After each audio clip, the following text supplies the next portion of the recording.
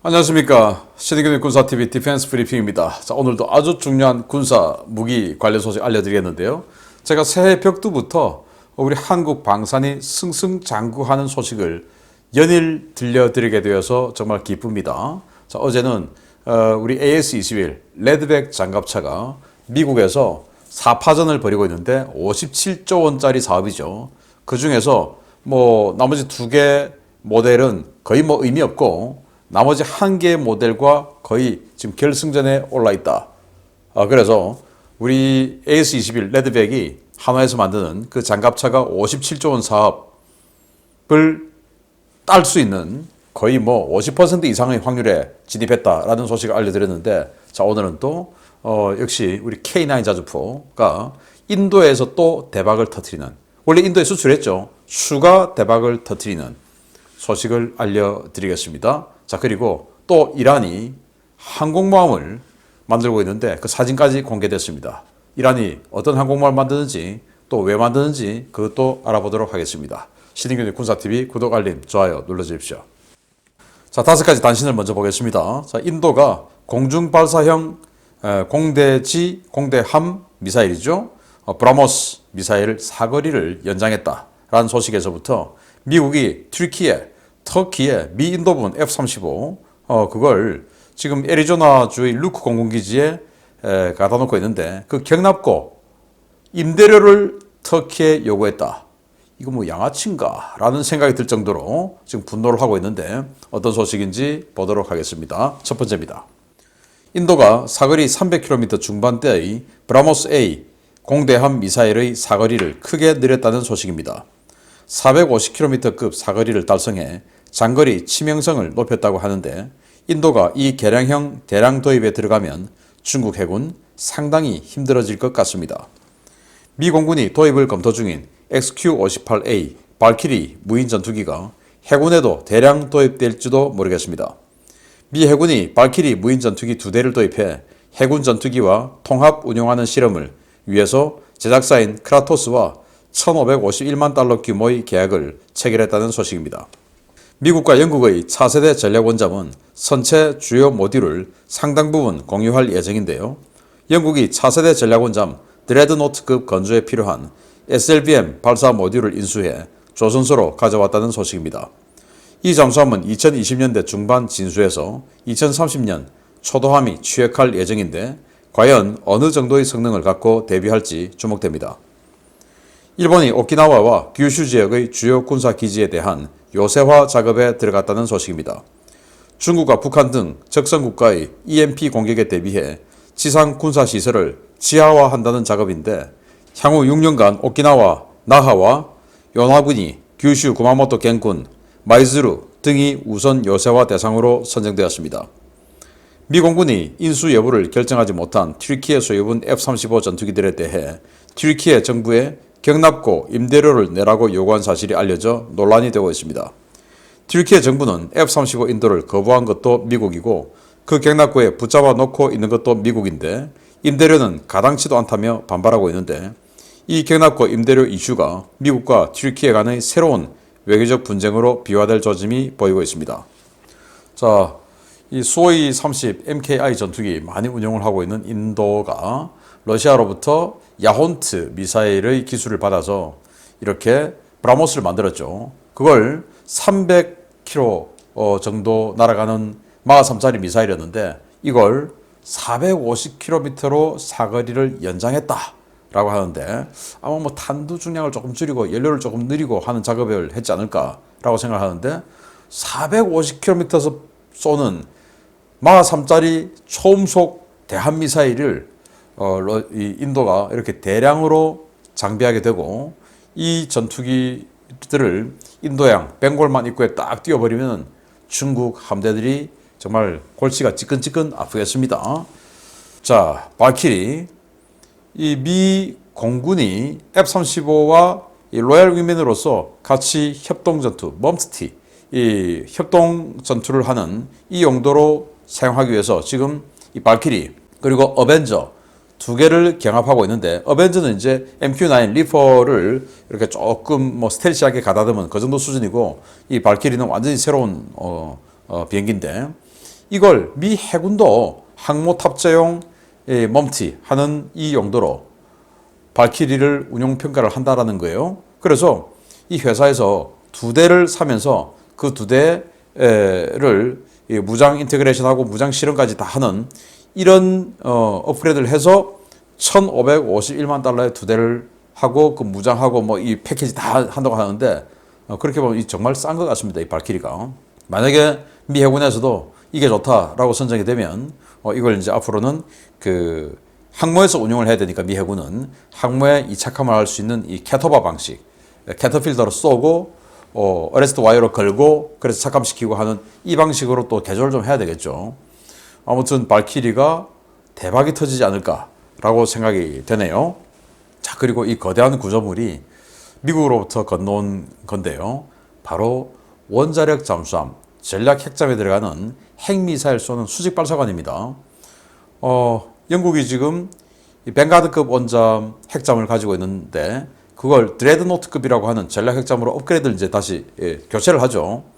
그 드레드노트급에 들어가는 수직 발사관을 미국에서 만들어서 갖고 왔고 이 수직 발사관 이제 12개죠. 여기에 12발의 핵미사일, 트라이던트 2 미사일이 들어가는데 이걸 가지고 와서 이제 드레드노트급을 만든다라고 하는 건데 어떤 성능이 나올지 과거 전함 시대의 그 드레드노트 같은 그런 획기적인 잠수함이 나올지 기대해 보겠습니다. 일본이 오키나와, 규슈 이 지역의 지하 벙커 그리고 EMP에 대응할 수 있는 이 EMP 방어 능력을 부여하는 지하 공사를 한다고 하는데 자, 일본도 이렇게 하는데 우리나라는 어떨까요? 우리나라는 북한의 EMP 공격에 지금 뭐 어마어마하게 노출돼 있죠. 핵무기가 다 EMP 무기 아닙니까? 그런데 우리 국방계획에서 한국군 지휘는 이제 군단 위주로 지휘를 해서 군단급 전투를 하는 거예요. 그래서 군단 지휘 벙커가 굉장히 중요한 역할을 하게 되는데 정말 안타깝게도 한국의 군단 지휘 벙커들은 EMP 방어 능력이 없어요. 이게 말이 되냐? 말이 안 되죠. 야, 신인균 너 왜 군사 기밀 누설해? 라고 하실 수 있지만 이거 국정감사에 수차례 나왔던 겁니다. 그래서 군사 기밀 아닙니다. 빨리 우리 군이 정신 차리고 정말 이런 게 기본이에요. 그래서 북한이 뭐 핵무기를 가지고 뭐 그냥 대한민국을 명백한 적이다 라고 규정을 하면서 핵무기를 전술핵 무기를 대량 만들겠다 라고 하는 마당에 우리 전쟁지휘부인 군단 지하 지휘 벙커가 EMP 방어가 안 된다.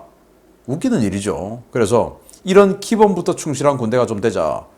병사들 월급 100만 원, 150만 원 이게 중요한 게 아니다 라는 말씀을 좀 드리고 싶습니다.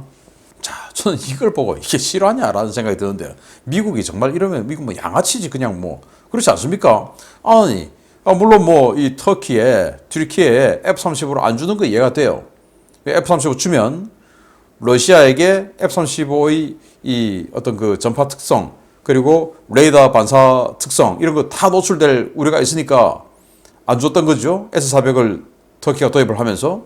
그런데 자기들이 안 줘놓고 그걸 억류를 해 있으면서 아직까지 이 전투기들이 튀르키예 소유인 겁니다. 그걸 이제 시험 비행을 전문으로 하는 애리조나주의 루크 공군기지에 지금 여러 대를 대놓고 경납고를 쓰고 있는 거죠. 그래 놓으니까 루크 공군기지가 워낙 지금 포화 상태니까 그 경납고 임대료 내라 라고 튀르키예에게 요구를 했다고 하는데 아니 이 말이 되는 소리입니까? 주겠습니까 이걸? 그래서 누가 뭐 거기 맡겨놨냐? 니들이 안 준 거 아니냐? 그럼 지금이라도 당장 내라. 전투기 내라. 라고 하는 게 튀르키예 입장인데 그 말이 맞죠? 아무리 제가 미국을 지지하는 입장이라 하더라도 이건 정말 어이없다. 조금 뭐 심하게 이야기하면 양아치다. 이런 생각이 드네요. 그래서 미국이 이런 부분에서 모든 것을 이익을 취하려고 하면은 미국이 욕먹습니다. 원래 센 사람은 욕을 많이 먹게 되어 있으니까 센 사람일수록 더 조심해야 됩니다. 그래서 미국 이런 소탐대실 하는 나라는 되지 말자라는 말씀을 좀 드리고 싶네요. 첫 번째 소식입니다. 유조선을 개조해 항공모함이라고 주장했던 이란이 이제는 진짜 항모를 만들고 있다는 소식입니다. 이번에도 마찬가지로 화물선을 개조하고 있는데 앵글드 데크까지 있는 그럴싸한 항모의 형상을 갖추고 있어서 이란이 중동 최초의 항모 보유국이 될지도 모른다는 관측이 나오고 있습니다. 이란이 대형 화물선을 개조해 길이 240m의 항공모함을 건조하고 있으며 이 항공모함은 앵글드 데크가 설치된 전문 항모로 드론 캐리어로 운용될 것으로 보인다고 해군 전문가 HI 서튼이 12월 31일 관련 자료를 공개했습니다. 이란 당국이 샤이드 마흐다프로 명명한 이 배는 이란 최대 해군기지가 있는 반다르 아바스 해군기지 인근의 혁명수비대 산하 조선소인 ISO-ICO에서 개조 작업이 진행되고 있는데요. 이란은 기존 함교 구조물을 유지하면서도 긴 활주로 길이를 확보하기 위해 앵글 데크를 설치하고 있습니다. 이 앵글드 데크는 좌현에서 우현 방향으로 설치되고 있고 이 데크에 사출기와 강제 착함 장치가 설치될 가능성도 제기되고 있는데요. 이는 이란이 이 항모에서 1회 발사성 드론이 아닌 다회용 드론을 운용할 계획을 가지고 있음을 시사합니다. 이 배는 지난 2000년 건조된 3280TU 규격의 대형 컨테이너선인 페라린이었는데요. 길이 240.2m, 폭 32.2m의 이 배는 한미 부분에 대형 구조물이 설치되어 있어 200m 이상의 활주로를 확보하기 위해서는 앵글 데크가 필수적입니다. HI 서튼은 이 배가 지난해 5월 말 드라이도크로 옮겨져 개조 공사를 받았고 이르면 올해 중에 진수되어 이란 해군에 인도될 것이라고 전망했는데요. 중동 지역의 미 해군 전력이 급속히 빠져나가고 있는 상황에서 벌어지고 있는 이란의 급격한 해군력 증강 때문에 올해도 중동 정세는 악화일로를 걷게 될 것으로 보입니다. 자, 이게 진짜 항모는 아니고 이거 이란 항모인데요. 뒤에 터그보트가 밀고 있죠.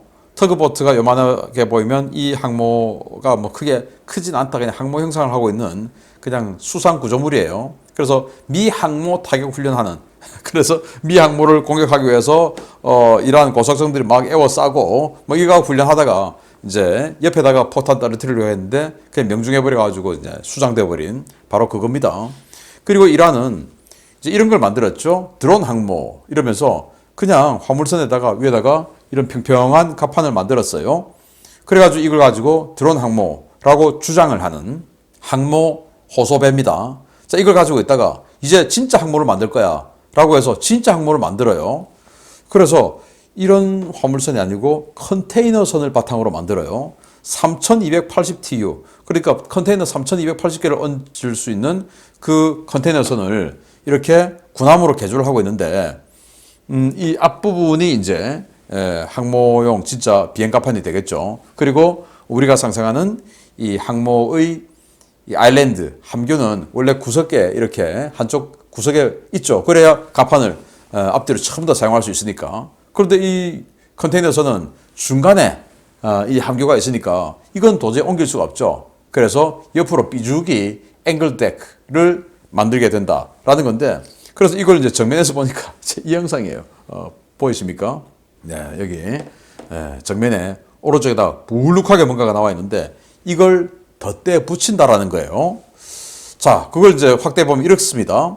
자, 중간에 큰 컨테이너선에 큰 함교가 있으니까 옆에다가 이렇게 큰 갑판을 덧대 붙이는데 그렇게 해서 이제 이런 식으로 드론들을 이함시키겠다라는 말이 되겠죠.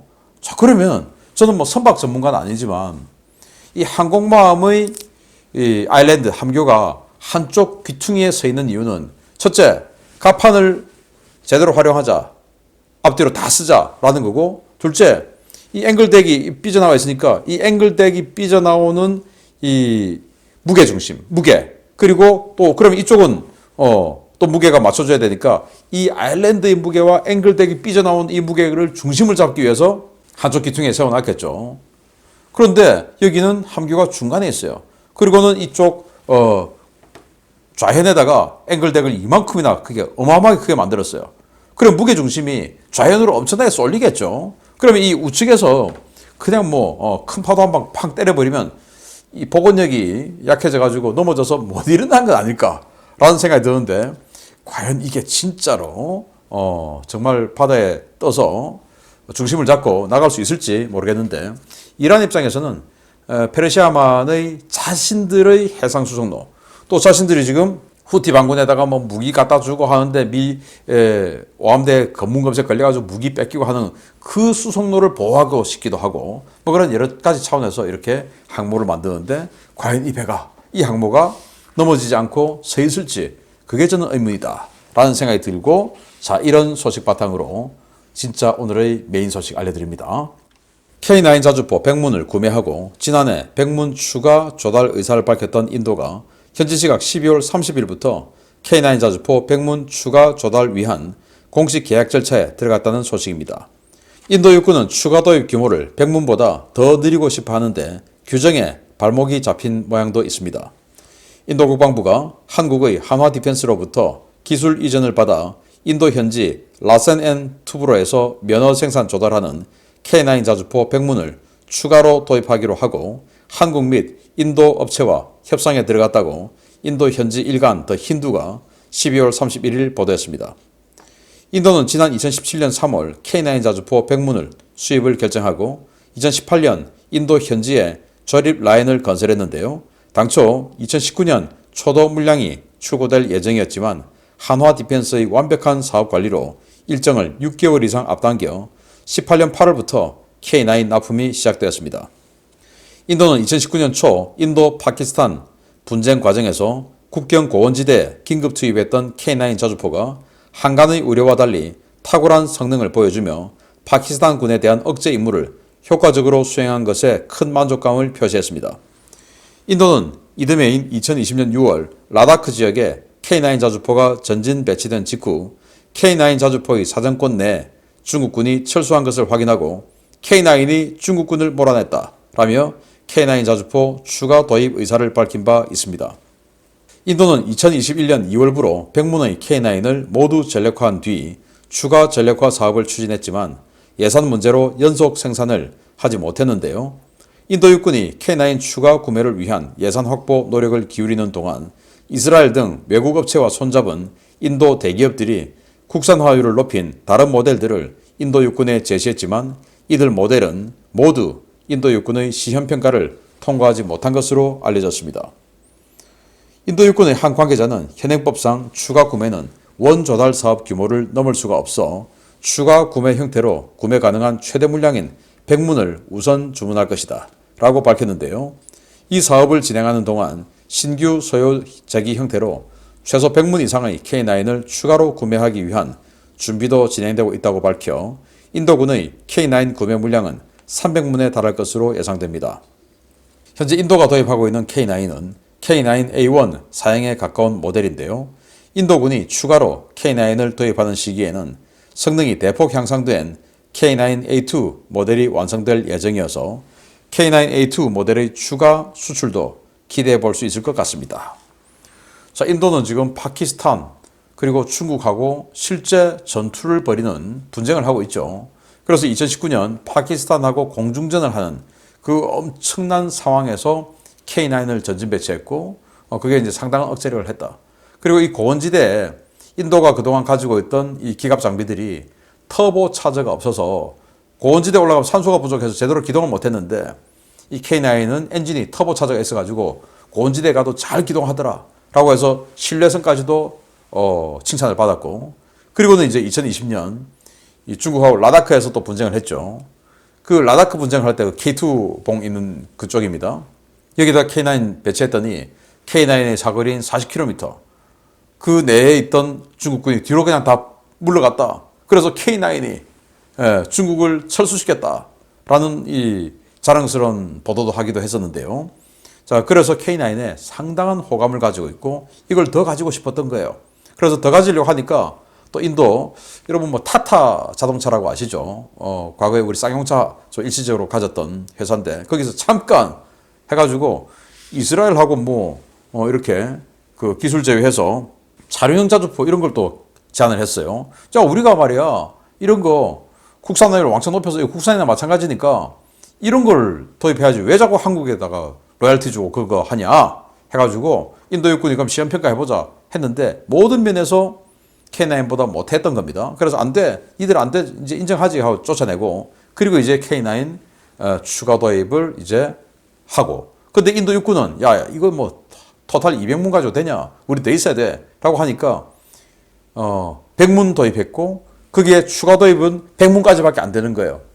다시 이 101문부터는 다른 사업이 돼야 되는 겁니다. 그래서 이 100문을 도입하는 과정에서 다른 또 새로운 사업을 또 만들어서 우리로 치면 이제 중기 계획 이런 걸 만들어 가지고 빨리 이제 K9A2 이쪽으로 대량 도입하는 이런 로드맵으로 나간다고 하니까 우리 한화가 만든 K9 유럽에서 아프리카에서 중동에서 그리고 인도에서 정말 뭐 최고의 빅히트를 기록하고 있다라는 소식 새벽부터 알려드리게 되어서 기쁩니다. 감사합니다.